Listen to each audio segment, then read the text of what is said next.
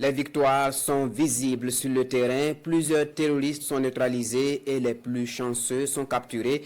Alaï Diallo, lui, est un otage des terroristes. Il a eu son salut grâce au professionnalisme et à l'audace des forces combattantes. Pris dans les geôles des groupes armés terroristes avec sa famille, il a eu la vie sauve grâce à l'intervention des forces de défense et de sécurité, particulièrement les volontaires pour la défense de la patrie. Le récit de son calvaire dans les mains des terroristes avec Bienvenue Tansa. Je m'appelle Diallo Alaï, j'ai 15 ans. Je suis le fils de Diallo Daïrou et de Bolifanta. Nous étions domiciliés à Eredougou, mes parents et moi. Les terroristes sont arrivés dans la zone en saison sèche, puis se sont installés jusqu'à la fin de la saison pluvieuse. L'arrivée des terroristes dans le village de ce jeune de 15 ans signe le début des déboires pour lui, sa famille et les habitants. Ils seront persécutés, puis chassés de Eredougou. Ils trouveront refuge dans le village de Bankouma, non loin de Kawe, avant d'être de nouveau déguerpis par les terroristes.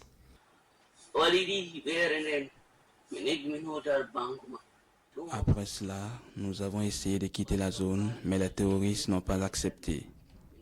Les terroristes sont revenus et ont tué plusieurs personnes dans la zone, notamment celle d'ethnie Bobo. Quant à nous qui avons survécu, les terroristes nous ont contraints à y vivre avec eux, tout en obligeant les plus jeunes à s'enrôler et à subir des formations physiques.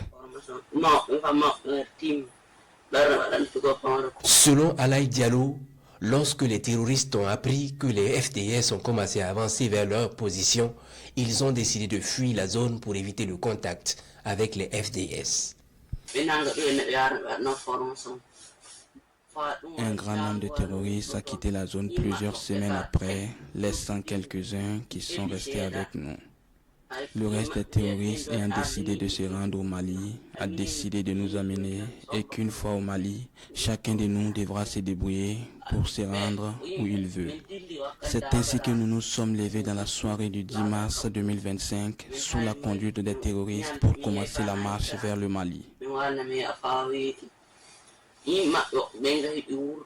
Mais le plan des terroristes ne va pas se dérouler comme prévu. Dans leur progression vers la frontière malienne, ils seront repérés par les VDP qui engagent le combat contre eux. Après des échanges de tirs avec les VDP, les terroristes qui étaient derrière ont jeté leurs armes et ont commencé à fuir. Les VDP ont réussi à tuer plusieurs terroristes et ont procédé à notre interpellation. C'est ainsi que Alaï Diallo et plusieurs autres personnes prises en otage par les terroristes seront libérées et mises en sécurité par les forces combattantes burkinabè.